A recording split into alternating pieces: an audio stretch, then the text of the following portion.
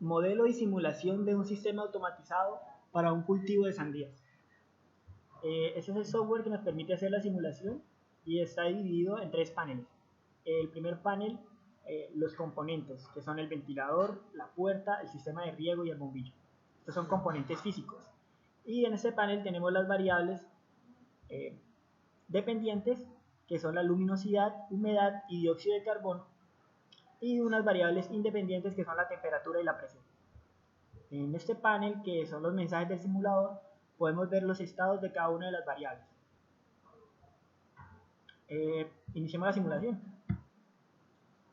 Acá vemos cómo crea la imagen de la simulación del invernadero y podemos manipular los componentes. Por ejemplo, abrir la puerta, encender un bombillo, o el sistema de riego, o el ventilador. Comienza a moverse.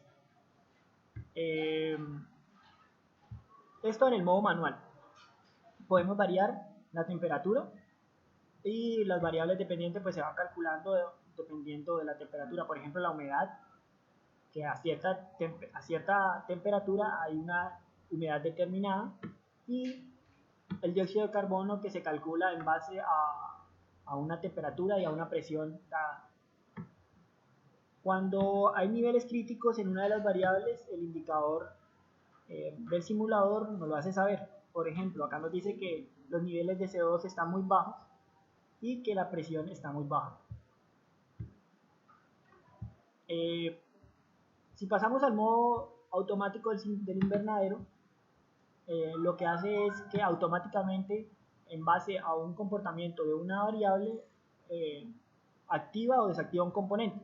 Entonces, por ejemplo, si empezamos a aumentar la temperatura, a los 33 grados, él enciende el ventilador. Y cuando sigue aumentando hasta los 37, enciende el sistema de riego, porque ya está a una temperatura muy caliente.